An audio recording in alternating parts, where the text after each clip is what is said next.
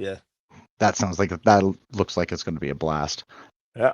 Oh, here he comes. Ladies and gentlemen, welcome to episode 459 of the Maritime Paintball Podcast. My name is Brad Odell. With me, as always, is your planless king of paintball. Look at those there shades. I am, Look right at them here. white shades. I couldn't find my other ones, and I just needed something to reduce the glare, It's baby. giving, so I keep thinking of that troll, man. From Trolls, Simon watches it. Oh, that's exactly what I was thinking of. 100%. I don't have that kind of class. And we have company. We have company. We have the dead man himself. We got Anthony. I can't pronounce your last name. I'll help you with it. A lot of vowels. D'Ambrosio is the last name. Everybody just calls me Everybody just calls me T2. If you want to call me T2, that's totally fine as well. Maybe easier.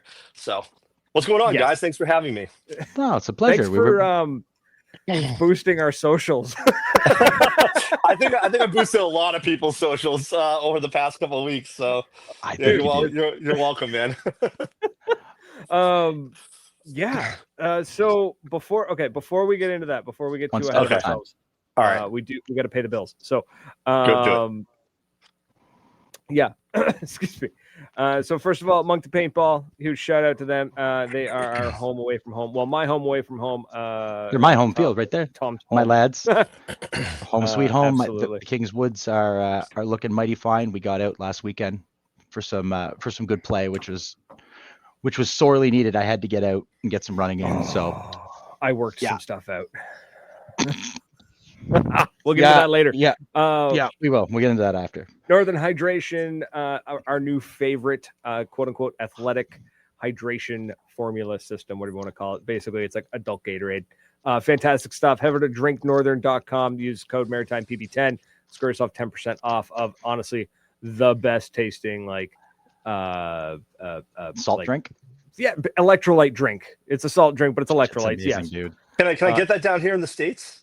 Can I bootleg that? Okay, no, great. you can just order it, man. They ship to the U.S. I love it. That's conversion rate. You're gonna make money. They're gonna pay you. I'm already winning. So we're equal opportunity. They just launched the grapefruit flavor. I haven't got my hands on it yet. I'm ordering a case actually, hopefully tomorrow. The lime, bro, it tastes like a lime margarita. Yeah, we had a few of them rim and everything. It was nice. Yeah, it's so good, so good. Intensity Thank Customs. You. They're on your hat, dude. They are on my hat. Is that Sean? Is that Sean? Sean. Yes. Yeah, no, Sean. I go way back with Sean. Sean's a good. He's good people, man. He's very good people. He puts the clothes on our backs and helps our friend Kat, who makes my headbands. She's an absolute doll, and helps sell some of those. She's got some stuff coming out at OPL too. She made a few bands just for that. Paintball Dirt newsletter. Go check them out. It's paintballdirt.substack.com or substack.paintballdirt, one of the two. You'll find him fantastic. He does a great newsletter. He basically summarizes everything that happened in paintball that week. Does a great job at it. So just subscribe. You can get it for free, or you can support him. And I strongly suggest supporting him. Sorry, I'm running out of breath. Lastly, Virtual Paintball League, the VPL. They done a great job with cracking the code on getting the youngsters into the game. Basically, they tricked them into playing video game or getting into sport by playing video games. It's a killer. It's a great community they've got over there on their Discord. So if you want to check it out, it's pretty active and it's a lot of fun.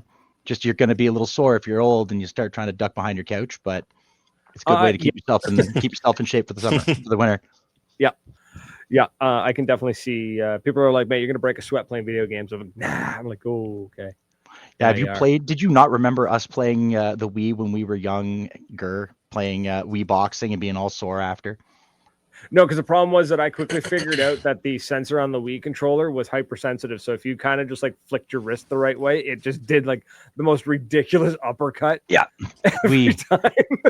Wii bowling, man. Just do that all night. Oh, dude, anyway. I remember playing Zelda and just doing this, like just flicking the wrist back and forth. And so but anyway, in the chat. Hi everybody. We got Danny and Cliff and Explorer, who keeps coming back every week to be self-deprecating about his content, even though and he keeps coming back.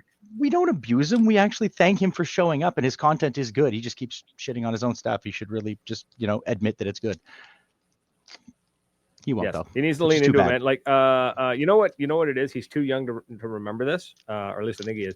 Kids in the Hall was considered like everyone amazing was like, oh, amazing show. Right? But like it was too ahead of its time, and that's the issue. In retrospect, you look back and you go, "That was an amazing show." At the time, you didn't acknowledge how good, like the State. No, at the time, you're looking at it going, "The State was amazing," and great show. Yeah, Trailer Park Boys, same thing. You go back and think about like when people were first watching it, they're like, "What is this garbage? This is so Canadian. It is so amateur. It is so those cheap." lads are down the road, man. Like, right, and then it's like going to the King of Donair. Actually, so good. Every time I go to Halifax, I make a trip specifically to Smokey's King of Donair. You got to, man. I don't go dancing with the dirty dog and drinking the swish, but I'll go and order a Donair and regret my decisions later on. Why is that saying that? That sucks. Anyways, yeah. So welcome everybody. We've got T2, the man, the legend, the most polarizing figure in paintball in the last. I know. I don't remember the last time somebody caused this much of an uproar. It's the most viral paintball video so far this year. I never shot a ball. That's pretty amazing, isn't it? Well, and that's the thing is like I'm screaming at my computer because not that I have great editing skills, but I put some work into some ideas that I had for other videos, and TikTok's like, here's 600 views, here's 1,000 views. I take a recording somebody took from the sidelines through netting at you walking across the field. I'm just taking a stroll in the French countryside, literally. 214,000 views in 24 hours. I would wage.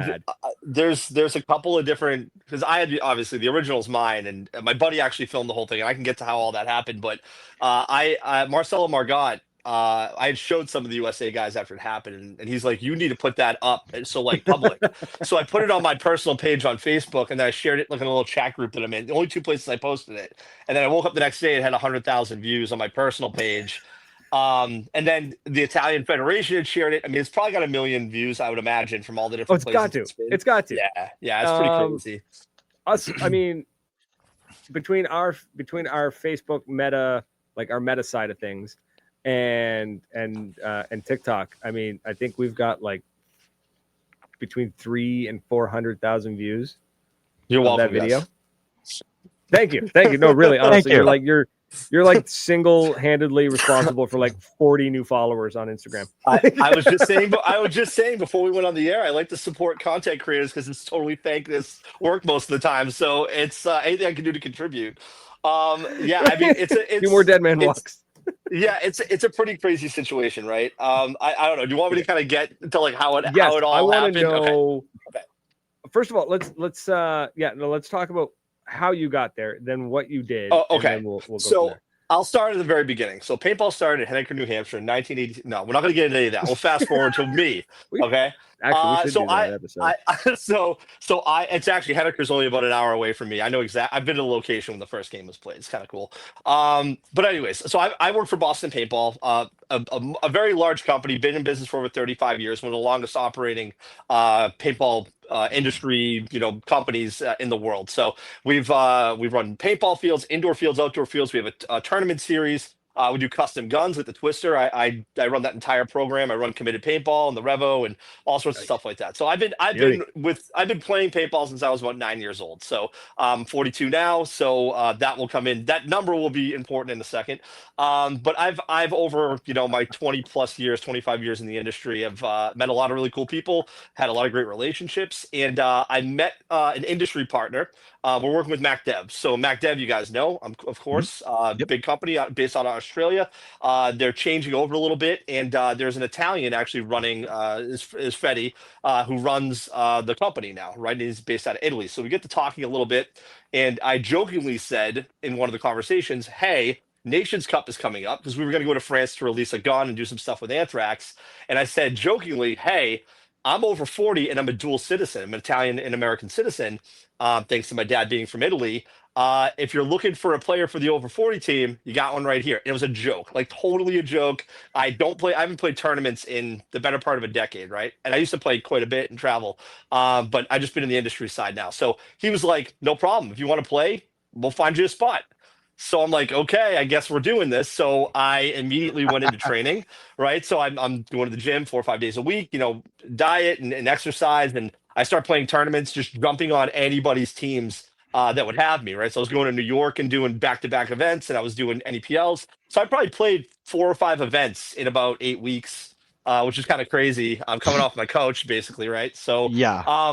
So anyways, we get our stuff together and we head to France to play. But one interesting thing, the week before we left, Team USA, who Boston Paintball actually runs Team USA, and I'm part of that organization. I do a lot of the fundraising for them, their online store, and some design work for them. They were practicing at our field, Boston Paintball. So I went and I actually jumped in with the veteran players, who are a lot of my friends, Corey Fields, Ryan Podesta, so on and so forth. So we jumped in and was playing with those guys. I was drilling, I was practicing. So I was practicing with USA veterans weeks before the event because I'm friends with all these guys. So we get the draw and we realize we're playing USA. So like I know I'm playing them, which is like, so I'd say to my buddy Austin, who's my partner here that in the business, I said to him, hey, wouldn't it be hilarious if I did a dead man's walk on USA? And this is like before we even leave for France, right? Total joke. And then we get there on Tuesday, and I meet the team for the first time, and we practice, and we're doing well in practice. But I said to the coach, listen, totally jokingly, like, what are the rules here for dead man's walks, right? I'm in France. I don't know what the rule sets are. And he goes, well, they're not outlawed, but they're frowned upon. I'm like, all right, so they're just frowned upon. Like, you can do it. He goes, only do it in the greatest act of desperation. This is what he says in Italian. That's kind of how I deciphered it. So I'm like, okay, no problem. So at that point, we get halfway through the practice and we kind of realize that, like, okay, it's USA. They might beat the brakes off us. Like, Italy was last place last year at Nations Cup. So I'm already jumping onto and it's a good team. It's great guys. I had a lot of fun. But I mean, you're practicing against USA, who is literally Ryan Green's dynasty. It's like Aftershock. It's current pro players, So we start talking that night about if we were going to do the dead man's walk, how would it go? What's the smartest way to do this if we're going to do it? And realize that, well, I'm playing the D side and there's a big gap between the bunkers up to the sideline, just how they had the field laid out. And I realized that if I was running and just dove into a bunker and stood up and I didn't get shot on the run in, there's a pretty good chance I could slide out because I have to walk on the second or fourth point. I have to walk down the sideline by them and go around the corner to get to my pit. So it wouldn't look natural. It wouldn't look like I was doing anything shady. As long as I stayed in bounds, I was good. So we were losing 3-0. We were getting absolutely pounded. We were on the ropes. I didn't tell anybody I was going to do the dead man's walk at all. The only person that knew I may do it is my buddy on the sideline with the camera. So he's like, hey, they're losing 3-0. This is game point. Like, the stars are aligning. I'm going to put my camera on. And I didn't know he was recording. I didn't know. I was just going to do it. So he starts recording. Off the break, I run. I slide in, pop up, start walking. Don't get hit. They check off. I could hear them call me killed. Like, it was kill one D side. Like, they called me killed, dead. So they all turned their guns inside. Nobody was even looking at me. Started walking. I get to the 50. And I know that's the most dangerous area. There's a lot of ricochets that all happen into the middle of the field. So I'm like, if I'm going to get shot accidentally, this is exactly where it's going to happen. And I got by. I'm like, phew. And then I get about 5 steps past the ref. And he goes, player, come back here. And I'm like, can I swear on here? Yeah. No F-bomb. Okay. I was like, oh, shit. So I got to go back. All right. So I turn back. I walk to the referee. And the ref goes, hey, next time you come on the field, can you just make sure you tuck in your jersey a little bit more into your pack? That's what he said to me. Got nailed for wardrobe malfunction. My eyes are as big as saucers, right? So I go to the ref. I go, okay, no problem. Cool. By the way, I'm doing a dead man's walk right now. And he goes, good luck. He says good luck to me. So I'm like, okay. So I start walking. And as I'm walking, I see one of my players go to the 50. You can see it in the video. He fills in the 50. And I'm like, oh, great. That was a gunfight right next to me. So anybody could ricochet a ball and, like, I'm dead here. And so I get to the corner, and I know Greg, who's playing the corner, and LB File was in the middle. So I pass both of them, and I'm just looking down at the line. I'm not even looking up. I'm looking down to make sure I'm staying in bounds. And as I'm about to turn the corner, I hear them call my guy at the 50 killed. Means they shot him as I was about to turn, meaning the gunfight ended that fast. It should, like, again, these things shouldn't have went this way. So I just kept on walking.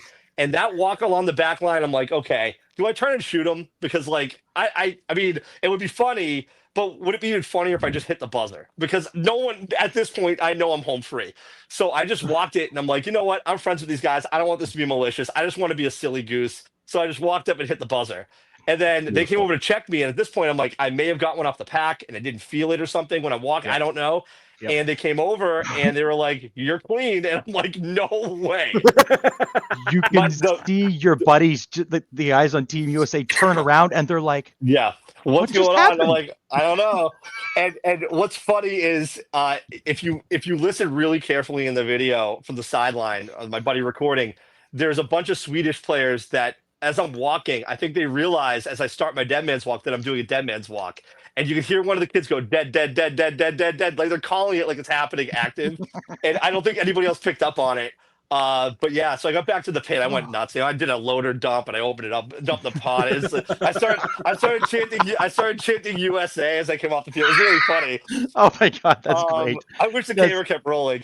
And then I came off and my coach hugged me. He was really happy. And then he's like, "Listen, great job. You played every point. You're killing yourself out there. You can sit this one." And I'm like, "You sure you want me to sit this one? Because everybody's going to get shot a lot right now." And he's like, no, you earned it. I'm like, "Okay, no problem." So I came off and I looked at all my buddies getting ready to go back out. And I'm like, "I'm so sorry for what's about to happen right now." And they're like, "Hey, man, that's paintball." I'm like, "All right." You're all about to get walked is what's going to happen.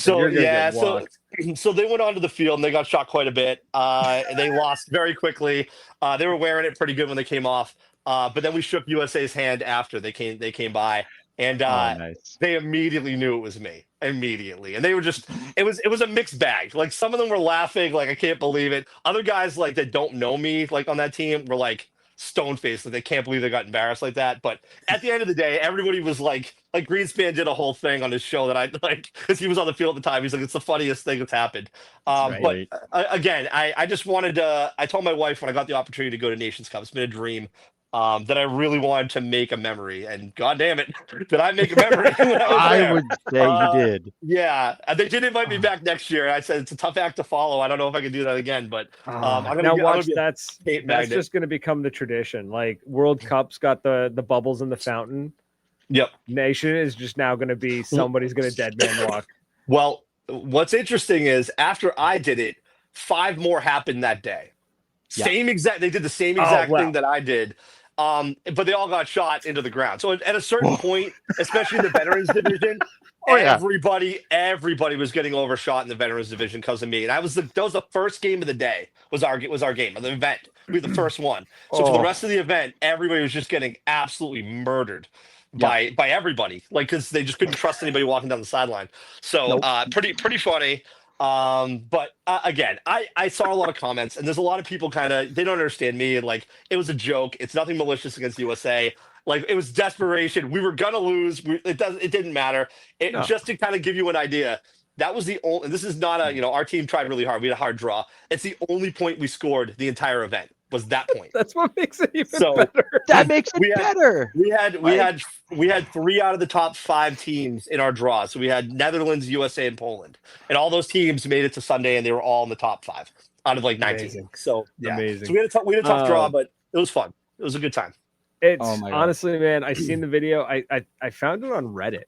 Of all places, and I was just like, "Oh, sweet!" And I just grabbed the video and threw it up on our Facebook page because I was like, "This is hilarious." Check this immediately sent it to me. That's right. I was losing it at work, laughing my ass off. I'm sitting in my shop going, "This guy's not doing this." Like, that's something I would try to pull and get my ass shot off doing it. I would never have gotten to the 50 because I would have been laughing too hard. I would have been mugging, screwing with somebody, but like you did it in the right place. I can tell you what, I was not laughing. You could have made a diamond in my butt. I was so tight walking that sideline. Oh my God. Yeah. I feel that walking by with head down, like. What's the worst that happens, right? You get shot somewhere along the way. You're walking off. Everybody assumed you were shot anyways. So like, whatever, it doesn't matter at that point. But yeah, I don't know. Again, it wasn't malicious. It wasn't trying to be mean-spirited. I try to be a really good ambassador of the sport, It was a bunch of my buddies that I was playing against. I tried something stupid. It worked. I don't know. Like I can't be faulted for just being a goof to my friends. No. And that's the thing is like I laugh because you go through the comments anywhere. It doesn't matter where you read these anywhere this video exists. There's hundreds of comments, and you can kind of tell the people who've been playing paintball, especially competitive paintball, for let's say 5+ years, all think it's hilarious. They're just like, this is amazing. Look at the basic, you know, as no pun intended, but like, look at the balls on this guy, right? Like, they're just like, how does he walk? How does he walk with balls that right? big? Exactly. Like, how do they not hear him clanging down the sideline? Exactly. I heard that one. It was pretty funny. It's like everyone thinks it's hilarious. Everyone is just like, this is amazing. But against USA is what makes it even funnier, because it's like they're the powerhouse. That's, you know, like you shouldn't be. Also, of all the teams, that's the team you shouldn't be able to do it against. You know, I gotta go rewatch the video, but I'm pretty sure the guy, your buddy in the corner, he like, as you're turning the corner, he kind of like actually turns away from you as you're coming around. Like, I think he looked at me, because it's Greg. I've known Greg for like literally 15 years. He looked at me and kind of gave me almost a nod and checked off. He's like, "Oh, don't worry about T2. I know him. Like, he's fine. He's just walking off." Like, they had it's like, "What's up? How's that out feel?" And then I was not doing it for any other thing, but just the lulz, man. Like, you were doing it to pop the boys. It's a 40+ league. Yeah, it's my heaven. That's a dream place 40. For me. Yeah. What you played was the equivalent of the most professional level of beer league. Yeah, that is pop. You know what I mean? You know what? I don't even want to like lower like those. There's some really phenomenal players. No shade. They are. Like, what I'm saying is that if anybody's gonna laugh at it, it's the guys who are all over 40 are gonna be like. That's happened to them in the woods 25 years ago. And they're like, "Oh, that again." So Todd Adamson, who's legendary Aftershock player, he was on the field. He was playing, and he's like, "I've been playing for 35 years. It's happened to me twice. This is the second time in my entire career." And he was laughing. So yeah, it was pretty funny. So that's when you do something like that. It's to pop the boys, and over 40 league is wonderful. That's just I'll tell you another thing that's really funny. It got shared a lot. So I didn't expect it to wake up to like, because nobody in the United States knew what happened, because it's the middle of the night, you know, when we're playing. It's you know, so people were waking up to this, and then it started getting shared. So the Italian Federation, so the guy that organizes all this stuff, the government actually funds the Italian teams, right? They actually give them like a stipend to pay for the uniforms and paint and like entry fees and stuff like that. So this government official, which is pretty much the equivalent of like a White House cabinet position in the US, right? This guy shared the video. Right, and to people that don't know anything about paintball, and it had the translation on the caption was like "reigns over brawn" or something like that. Right, we outsmarted the other team. Thanks, guys. That's really nice. So my dad sends me the video 2 days later. I'm still at the event. He goes, "Have you seen this video from the tournament? Is this? Did you see this?" I'm like, "Dad, not only did I see it, that's me. I actually did that. Like that's me." So it was pretty good. I mean, that's when I knew, like, this is really, when people that have nothing to do with paintball are seeing it and sending it to me. That's a big, that's a big one. Yeah. So if this, I wonder. Now you mentioned that basically the person who shared it is like a high level government official. I know in the U.S. a lot of stuff, if it gets shared or communicated from the White House, a copy has to be archived in like the Library of Congress. So is there now is there a video of you now officially part of like the Italian government's archives? I will tell you, the Italian teams were very happy with me. They thought it was hilarious. I went from like being the outsider American, that like I'm the only American playing in their system, to being like, everybody's my best friend. You're the guy. Like right after that match, like that fast. So that felt pretty good. So be honest, at the end of the event, who got more attention, you or the team that won? I mean, it's okay. Don't put him on the spot like that, Bradley. Jeez. Well, listen, I appreciate everybody's work that they put in, and people that won, they earned it. It's a great. By the way, the European events are amazing. They really are. Such a professional answer. I will say, people were stopping me, and not even like I assume like not in my Italian gear. I'm just kind of walking around, and people were stopping me like there's a bounty on your head at this event, and I'm like, I don't even know who you are, Portugal guy. Like I have no clue who you are. So I think my move is the most infamous move of the event, probably. I think a lot of people will remember it. But yeah, strange. This man single-handedly caused an international incident. Yeah, just being a complete moron, and look what I caused. Look what I did, man. Yeah. I love it. You know what though? You know what? Paintball needs more. I've been saying that for ages, dude. It's a game, man. You out know, of pocket. Yeah, a little bit of more silliness. Out of pocket stunts. I would like to remind. I'd like to remind everybody too. When playing tournament paintball, X-ball, right? Well, which we were playing. The objective of the game is just to hit the buzzer. It doesn't matter about shooting anybody. You just got to hit the buzzer. No. That's the point of the game. So I just did that I just cut out the nonsense in the middle. You know, I didn't have to kill anybody. I just got down there. That's like I just cut the middleman out. Which World Cup was it? I lived in my mini home when it happened. But that was the Red Legion did the same. They had the same mentality where they were like the buzzer went like 6.5 seconds later. They were at the other side of the field, like just trying to slam the buzzer before anybody shot them. Legion did the switcheroo a couple of times on people, which I don't know if you guys know what that is, but when every X-ball point, so you play a point and there's a counter, right? And you switch sides. You have to switch alternate sides. I saw this play. So what would happen is Legion, I think it was Legion, they went to the other side. And the other team's like, what are you doing? And they confused them. And then they ran to the other side. But by the time they got there, Legion already shot everybody. Yeah. So it's a pretty funny play. Like they would run to the other side and tag up. So, I mean, there's a lot of trick plays that have happened in paintball over the years. It's, you know, I love this. Hold on. Sort of trick play. We got a comment from somebody that I'm sure, how do I say? I'm not even going to say it. It's a bad joke. But First Strike Psycho Magfed is the username. Hands down.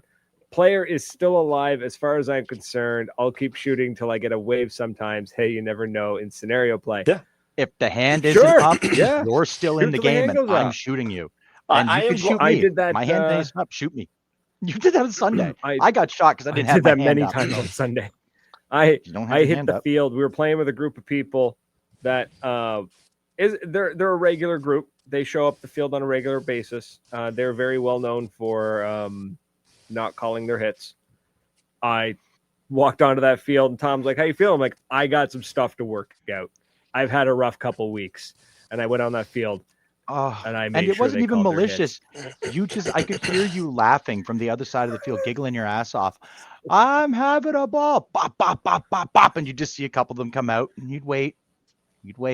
Oh, there comes the third guy. Like, he'll make his way out. I'm not trying to endorse doing bad stuff in events, right? This is an isolated thing and an isolated situation. No. We do not endorse. I want to see more shenanigans. Okay. I stand by my. Hey, don't be a bitch. This is a combat game. We're shooting at each other with paint. I don't want to hear any complaining about somebody getting their fifis hurt because we all be shooting at each other. When we get outside the net, we're all friends. You can call me what you want inside the net, but when we get outside, we're all cool. We're a bunch of little Fonzies here. We're all going to chill. That's right. Three little Fonzies. I demand shenanigans, though. I want more shenanigans. Up until you walk out of the net, absolutely. That's the whole point. It is a game, and we're supposed to have fun. Shenanigans outside of the net too, just like no malicious shenanigans. I want funny shenanigans. Okay. You like putting a quarter in somebody's feed neck or something like that. Like that's that's mean. That's mean. It's quarter in someone's feed neck. Well, you take the hopper off. You put a quarter in. It's not big enough to get into the breach. It won't get into but the it's enough to internals. stop a ball. Yeah. That is the most evil thing I've ever heard. I'm still doing it. There was another team up here in New England that I remember. They put devil dogs in people's hoppers, like the pastry, so it would spin. It's like, listen, I've seen so much. I've seen so much up here. That's really mean, man. There was another. I don't know if you know who Jeff Stein is. Jeff Stein is a long running like New England legend. He ran the New England Hurricanes for years. He decided he wanted to go, like, he would pay for these kids to play all the Canes. So he decided he's going to play Best in New England, biggest event of the year. But he was going to suit up. He was going to take a chair with him, a folding chair, and a magazine. And off the break, he's like, you six go, and I'm going to sit right here. He just went to his bunker, with the chair, sat and read a magazine, let them go up the field. I'm not even going to help you. Just go. Like, that kind of stuff is, New England shenanigans are pretty cool. We have a lot talking about. We need more shenanigans. There needs to be more hilarious pranks. Played on the field. Harmless pranks, maybe not. I don't know if I would laugh. I'd probably be really angry, but also laugh if somebody put devil dogs in my hopper. Because I mean, I can clean it out. I can. How do you not laugh at that? Right, I can clean it out. It's fine, you're good. But like, yeah, that's pretty good. You've got to if you want to pop the boys, you got to rib some of the guys in the pit. You got to screw with them a little bit. Like we're a bunch of giant kids. Like that's what it equates to. Yep, we're a bunch of giant. Come watch kids. Paintball is designed to be fun, right? At any level. If you're not having fun, like, it's why you're doing it. It's, whether it's you're running a field. I played scenario. I'll tell you what, I've had some of the most fun I've ever had playing at scenario events, not tournaments, right? I was fortunate enough to play the CPX Living Legends for 5 years in a row. I've done Fall the Gap a bunch of times, which is a phenomenal event if you ever have the opportunity to do it. On my list. And we're right up here in New England, right? We've got OSG paintball, we've got AG paintball. There's phenomenal fields up here. I've had some Navy SEAL games I got to play in up north. So that's where I play my paintball now. I use an EMEC, like that's my daily driver. So it's not very often I get up and play tournaments anymore.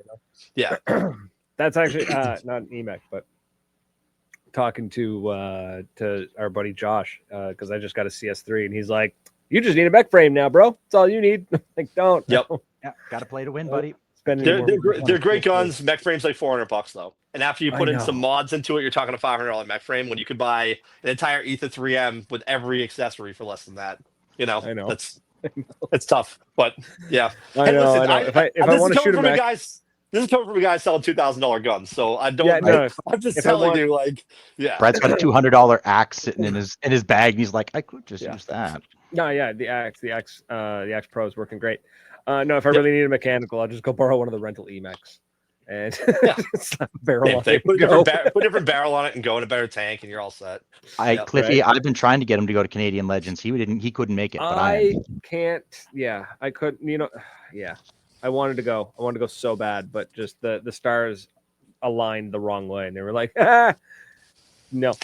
So I can't see comments on here. I don't know if I don't know how to use the app or not, but I'm not sure if there are people like watching and commenting. But we've got some pretty great solid. Well, hi everybody. We'll read out we'll pop the comments up when one catches our eye. That's cool. Actually, this one here, Dan Weber put in. He said better to use a few 50 cals in the hopper over a quarter. Yeah, that's just mean. Can you imagine trying to figure out why are these coming out? Tumble down your barrel? Yeah. That one I think I might try. I like that. Put some 50 that is funny. I might do that. I'm gonna find a couple guys I'm gonna do it too. That's what I'm gonna do all winter. Is just brainstorm new pranks. I'm just gonna Tom's gonna put his mask down one day. I'm just gonna go over with Vaseline, just beep over the lens. I will laugh after I use a whole series of dirty words inferring your lineage. Then I'll laugh about it. But absolutely. Have you so like I said, clearly it's polarizing this stunt you pulled and all that jazz, but is this your first time in such a situation? Yeah, the scale of where I was. Yeah, is this out of your wheelhouse, or are you kind of used to people? So I mean, I've been playing paintball for a long time. Obviously, I started playing tournaments, and I was working for Boston Paintball and playing too. So I was traveling and playing. I was playing 2 tournaments a weekend in different leagues, going from New Jersey to Boston and playing, on 2 different teams and things like that for years. So I was very competitive before my kids came along, and before I got married and things like that. So it's kind of it's cool to be back and playing a little bit more. I've found there's a lot of guys in the same situation as me, right? That a little bit older. We got jobs, we got kids, we have responsibilities, but we kind of have this one team called Manchester Half-Cocked. It's a shout out to my boys. And it's just literally is a drinking team. That's we go and play paintball, but we're go and get beers after. That's always the thing. We roster 20 people because we know if we need 7 guys, out of the 20, 7 will show up to an event. So it's like a loose thing. Whatever. Just had this conversation with Brad on Sunday. Damn near had the same conversation about being tired, about being 35, 40 years old, and I can't get half a dozen guys to do 3v3s to kick the hell out of each other because I don't want to get smoked by a 20-year-old. that means you need 24 guys. Then it's easy. One thing that's actually kind of funny. Sometimes we'll roster guys, and they're a morning session, and like their guys will come in and do the first 2 matches of the day, and then leave to go play golf. And a new guy will come from his kid's soccer game to fill that spot and play the rest of the event. So we're rotating guys constantly through events. So that's great. I love paintball, right? I mean, that's my life. I run multiple businesses in paintball. I've grown. I've grown our company beyond anything I could ever imagine. We're selling worldwide now, which is amazing. That's amazing. And I've run playing fields for years. I ran Boston Paintball's indoor fields and pro shops for the better part of 20 years. So I've been in this sport for more than half of my adult life. So almost my entire adult life, to be honest with you. So sounds like Cliffy's trying to seduce you there, T2. Cliff Miser wants you to come to Legends. Canadian Legends. Yeah. Oof. Canadian Legends. And then I mean we're all right. So geographically I'm in Boston, right? I'm over here. Well, I don't know how it looks on the screen, but I'm on the East Coast. Are you guys you're south of us? Actually, okay, so you're just up. You're just up. Yeah, we're just up. So Legends is, was it 16 hours? 1 second. I'm working of us. 1 second. I'm crunching the numbers here. The biggest thing for me when I go to scenario games, which I like when I was running the field, at least. Now I'm playing field. I don't run it anymore. We're just too busy with retail, and I just do this now. But I like going to other fields, like a Paintball Explosion, for example, in Chicago, or places like that, and just see the scale of what these guys have. And it's like, my God, like the Nuketown field in Chicago is one of the most phenomenal fields I've ever seen in my life. I gotta go. It really is. So cool. It's literally like everything to the mannequins in the positioning of them, to the bus with the stenciling. It's exact. Like it is exact. The worst thing too is I was in Chicago last year and I did not get to go. Yeah, so do you know the story of that field, what it was and how it is what it is now? So it was an old so they had an indoor area. It used to be a hockey arena where I believe the Blackhawks used to practice there back in like the 70s and 80s. Oh, so cool. But it was based on a Santa's Village. So it was a giant amusement park that just went under. They bought the amusement park, one whole field is just an abandoned amusement park. You can play on the carousels, bumper cars, it's all there. It's all there still. That's it. So I'm going. They have that, then they have the Nuketown field, then they had the indoor field for a little while. They made airsoft in there for a little bit, but it is just a stellar experience. But everywhere I go, it's Fall the Gap is another amazing. Like that one is. That was an amazing field. Completely crazy. The amount of tanks and people and the terrain is like, oh my God, it's a crazy. 9 hours. From Boston to London, Ontario is about 9 hours. Oh, I'll fly up. I'll fly up, boys. I ain't driving. I'll fly up and rent a car. Yes, I'm flying in one of the rare times. Most of the time I drive. I have a strict 6 hour limit. I will not do more than 6 hours. That's not good. Ours is 12. Yeah, 12 was mine. I tried 16. 16 wasn't advisable. Nope. But I'm doing Legends this weekend or next weekend, and then I'm going back with my kid. We're driving to back to Ontario to get my trailer and doing the 3v3 at NME, which will be a blast. Because who's organizing the Legends up there? Is it still CPX? Yep. It's still CPX events. Is that Hanu? Yeah. Okay. Yeah, he's a good dude. He's a really good dude. Sorry. So I played the original ones in Chicago before they got rid of that field. I was fortunate enough to be able to play that, which was unbelievable. And then eventually it kind of turned into like a frat party. It was fun, and then the more you go, it's like, it's a little much. It's less paintball and more because you're seeing the same stuff, the same people. But I will tell you that field, it's a damn shame because that field was unbelievable. I mean, it got taken by eminent domain. I think they were building a highway through there and they needed it, and I think they made so much money selling that field. An incredible. That's the best part. When the government shows up and it's just like, we need this, and we're like, okay. There's a little bit more backstory to how it all went down, but they were smart about how they handled it, and they ended up making quite a bit of money from it. So good on them. If you gotta lose it, you might as well get something out of it. Yeah, Weber, you better not be sleeping naked in my trailer, or you better be when I get there. Yeah, but I'd love to experience Canada. I've never played in Canada. I've been to Canada a bunch of times for paintball. I've been to the GI facility where they do the paint and things like that. So I've been there to do some steering committee stuff for like products for GI. I'm lucky enough to kind of be a tester for some things and then some feedback for some stuff. GI's facilities in Montreal, right? Yep, it's Montreal. Yeah. So if you've been to like Montreal and Toronto, then you haven't been to Canada. You've been to Montreal and Toronto. Yeah, they don't First count. of all, hey, put your mouth. Montreal's my favorite. I've been to Montreal, I've been to Toronto, and I've been to Niagara Falls. Those are the only 3 that I've done. In 2 Canada, out of 3. Okay, so. he's been to Canada. He's been to Niagara Falls. And I won't let anybody know I'm a Bruin. I won't let anybody know I'm a Bruins fan if I go up there either. So it's okay, buddy. You can come hang out with safe. me. I'm a Bork. I'm a lifelong Bruins fan. I've suffered it all my life, except for 1 year. Except for 1 year. Though, I wish we had. I mean, we've got so out in the Maritimes, out where we're at, we've got our fields may not be huge, but they've got heart, kind of thing. Like you know, yeah, it's a good way of putting it. Moncton's, it's not the biggest field, but it makes up for it in character. Like, how's your? I mean, you probably have some tournament type guys up there too, right in that area. Yeah. Like, how big is your usual, like, at your local field? Like, let's say a Saturday, nice weather. Like, what do you guys typically see? A walk on? Yeah, it's a walk on. 40. We have a good weekend. Yeah, for a walk on. Yeah. 40. So I've seen it. So it's gotten down the past 10 years. I remember 2008, 9, 10, those years. 100 was easy, right? We get 100 people to a couple of fields in particular, especially one field in particular, Long Reach. It's shut down now, but God, it was such a great field.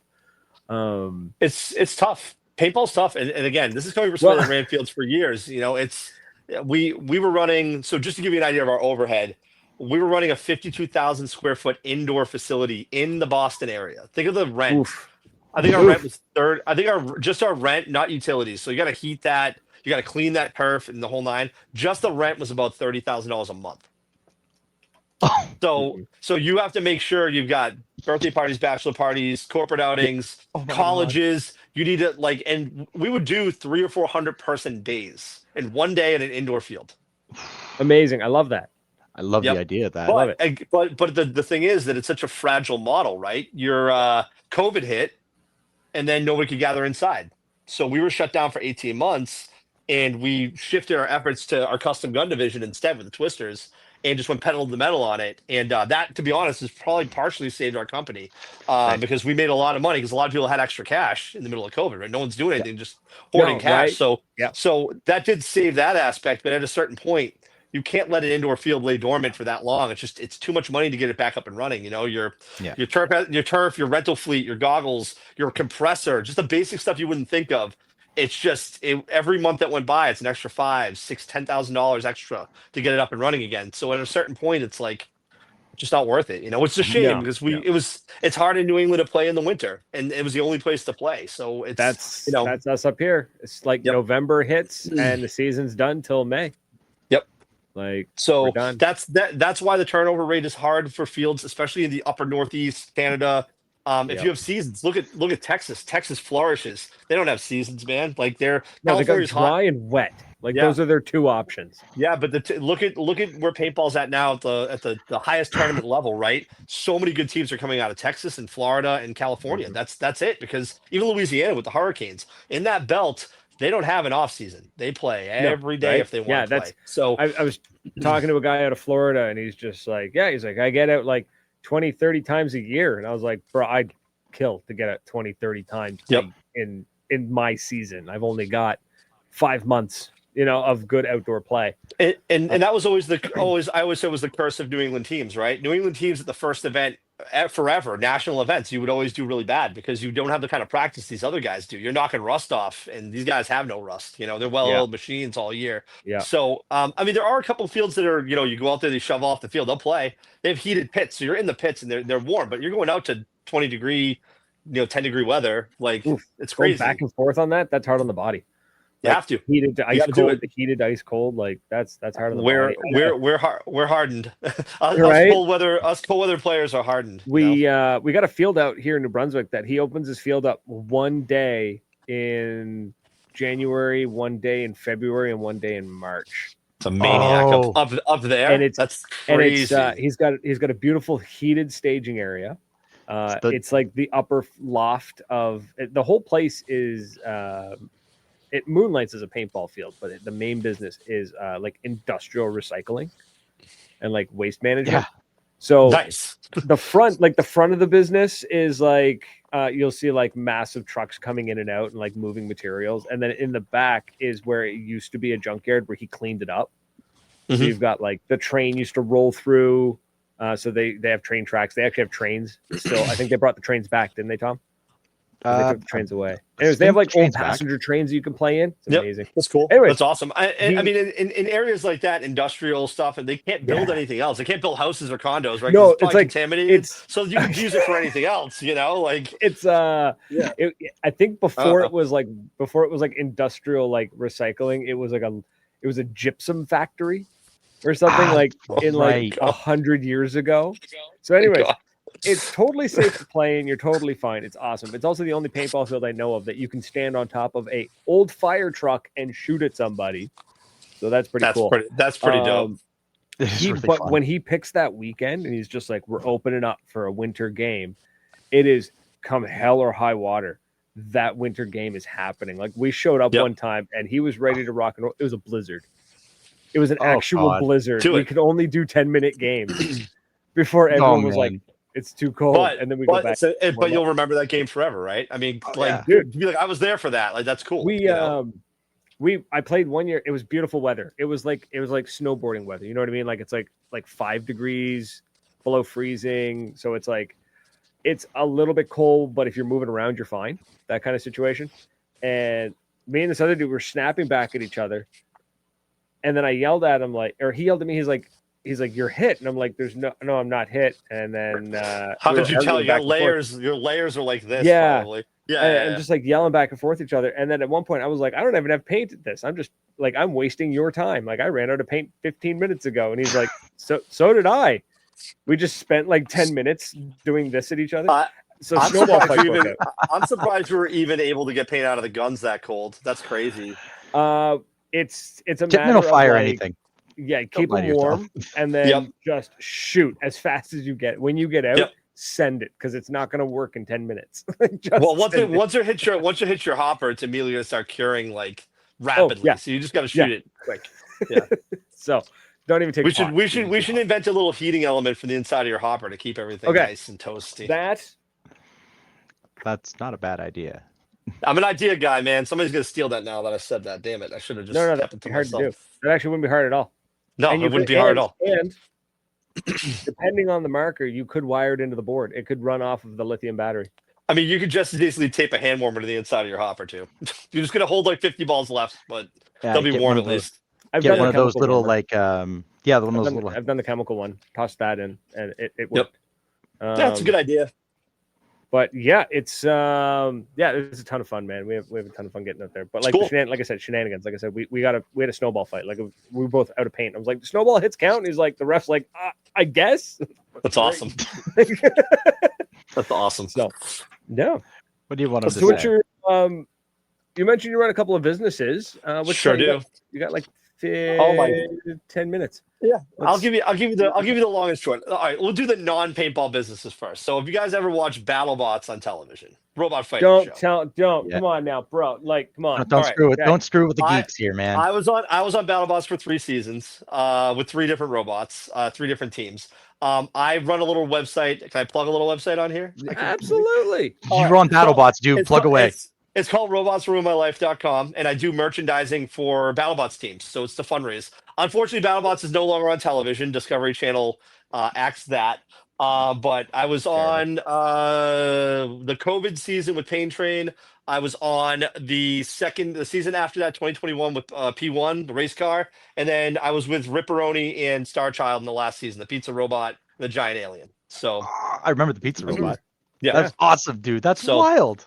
So, but I also do like small weight class robot fighting down in Connecticut. So all those BattleBots guys, like in our free time, build smaller versions and go down and fight each other in Connecticut. So I haven't done that in a little while. I took a year off to focus on the paintball side of things. But there I have that. I have a little apparel shop that we run here. I have a full printing setup with t-shirt printers and vinyl cutters and all that. And I run a little apparel shop here in my town as kind of an attachment to the paintball business. And then the paintball stuff, obviously, we run Twister. Committed Paintball is the home of all that. So all the Twister products, the Revo 2s, so the new JT goggles with the special mold, that's ours. We bought that mold. We distribute that.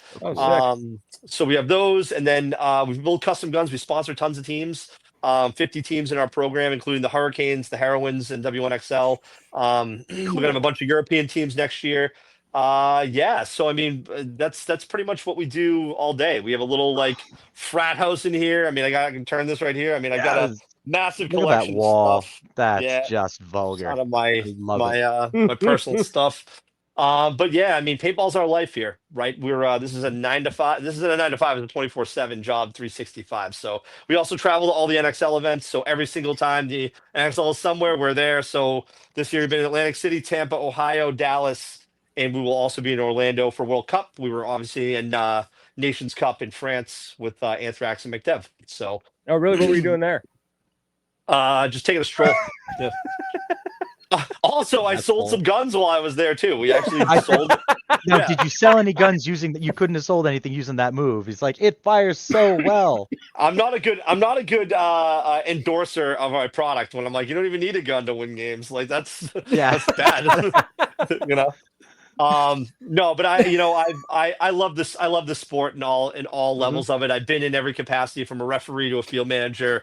I do product development now, graphic designer. I do probably a couple hundred jerseys a year in terms of design work for teams. Nice. We do a lot of charity work too. Very proud of the charity work that we do and the donations that we do. But yeah, I mean, I love this sport. It's given me so much and taken me so many great places, and I've got lifelong friends and a great livelihood from it. And I love paintball. It's my mistress. I mean, that's what it is, so. That's awesome, man. Sorry, I'm looking at your website, looking at all the twisters I can't afford. Yeah. There's a couple of the lads.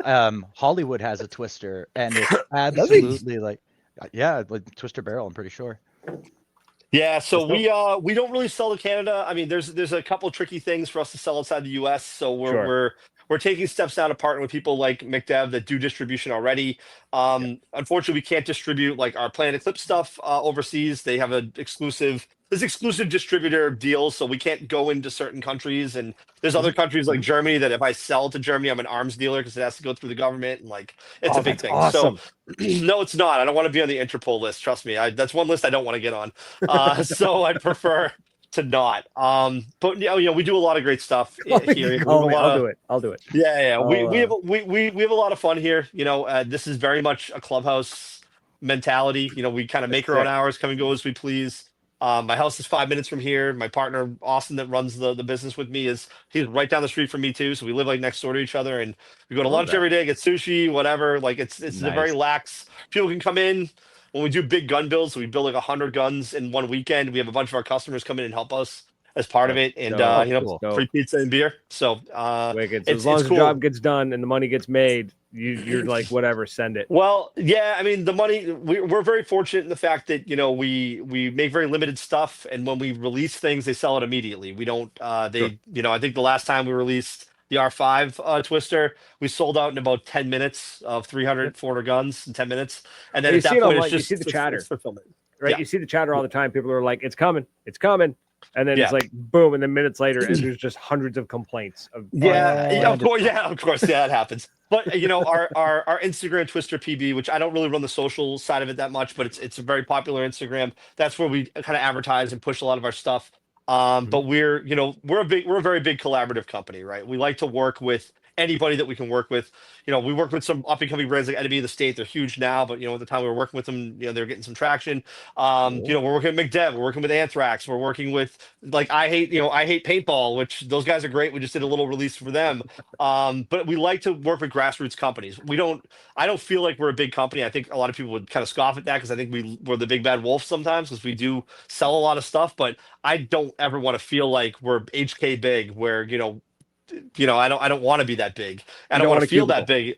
Yeah, I did that for years. I don't want to do that anymore. But also, I don't need a multi-million-dollar, 20,000 square foot warehouse. I like the little spot that we have here, and it feels very authentic to how Boston Paintball started in a dusty warehouse on the 6th floor in downtown Boston. We had that same mentality here. We're not going to be wearing polo. We're not going to be wearing polos in here, man. Like that's not what we're about. No, there's nothing wrong with it though, man. Nothing wrong. Yep. I mean, we want to come in, watch Netflix, put on some stupid movies and like build some guns and think of some cool ideas. And thankfully, we have a really good amount of cash on hand now. So any crazy ideas we have, we can turn and burn them pretty quick and bring them to market fast. And it seems like people are liking what we do. So I'm very fortunate for that. Yep. Yeah, man, that's killer. That's awesome. Yeah. I'd love to get you back on. I'd love to pick your brain about, I guess, kind of like how you get to that point. I'm sure there's a mixture of, late nights, long days, a little bit of luck and angry wives. Yeah. Angry wives, like that kind of thing. But it's barbecues. Yeah. A lot of that. But I would love to dive into the details of like realistically, because it's like, oh, what's it take to start a business? Oh, you got to grind. Cool. What actually does it take to start a business? You got to lose shitloads of money for a long time and leave a lot. Like my mentality was always, listen, you leave money on the table. Like the first gun we did, big gun, was the LV1. That was the first Twister we did, and we only made 150. That 150 took us a year and a half to sell through, which is kind of crazy. We couldn't give them away. And then once we sold the last one, we started to get calls. Hey, can I get this gun? And we were like, no, we don't make them anymore. Like, that's it. We make it and we move on to the next thing. And that regret of not buying it when you could have bought it becomes the selling tool. It's like, damn, I'm not even going to hesitaate next time. I'm just going to buy it. I'm not even going to think about it. I'll get my credit card that my wife doesn't know about ready and get it in the site and just do it. So we did. I'll tell you one little funny thing. I got this from an auto parts site because I have some vintage muscle cars and there's one clever thing that they have, which is called, we added it called add an alibi. So you can click it and add it. So if your significant other would open the box, it would say, congratulations, you won a sweepstakes or a raffle. So they thought it was free. So you have an alibi if somebody else opens the box. So yeah, that's something we kind of did. We were the first ones to do it in paintball. So I remember that. My heart, like, that's beautiful. That's It makes me genuinely happy to hear that. I was doing the same thing with auto parts. Like I'd buy like, a new injection system for my car and like shit, I can't let my wife know. It was like $2,000, So yeah. Luckily mine, like as soon as I mention paintball, she's just like, you can actually see her eyes physically glaze over. God, and she stops listening. So mine does the same thing these days. So I'm very fortunate in that if I say like, oh hey, I went and did, she's like, I don't care. I'm like, cool. Forward. I will say, I know you're pretty tight to the hour here, so I will just say this: one of the best things that paintball has given, me is that I obviously get to travel and do some amazing things. But now my kids are a little bit older; they're 8 and 11. So when I get to go to World Cup, for example, they'll tag along and we'll stay for a couple extra days to do Disney and a bunch of really cool things like that. Cool. Being able to bring my family along on some of these trips to like Tampa and like some of the places that not like Atlantic City, like no one wants to go there. I didn't even want to go there. But like a Tampa or like a nicer place. And, I can bring my daughter and she can experience Dallas or something for the first time. Like that's really cool that I'm able to kind of open these doors for my family to experience things that otherwise we wouldn't have had the opportunity to do, and that's a really cool thing that PayPal's done for me. So. It's that's done accounted for me too. I take my boy, he comes to the field with me pretty well every time I'm out there. But like I said, I'm going to be taking him with me and dropping him. We're going to go party at NME, and it's a good road trip for a kid. You're going to take a couple days out of school, and we're going to go to a paintball tournament. When your kids get old enough to enjoy the same things that you enjoy, that's a pretty great thing. When that day happens, it's a the first time my son was like, hey, do you want to play duos in Fortnite tonight? I'm like, yeah, of course I do. That's amazing. My daughter's like, hey, I want to build a robot and go fight with you. That, like, those are some of the things in my head that I'm like, that man, I'm so fortunate when I'm able to do that with my kids and give them that experience, So robot cockfighting sounds like a great way to spend a weekend. Wow. On that bombshell. Yeah. Damn it, almost got away with it. T2, it's Anthony. It's been amazing having you on. Thank you so much, gentlemen. Thank you so much, and I'm glad you gave me I'm glad you gave me the ability to clear the air a little bit. That I'm just doing it for the lulls, guys. Most of them still hate you, and that's okay. Yeah, that's okay. It's fine.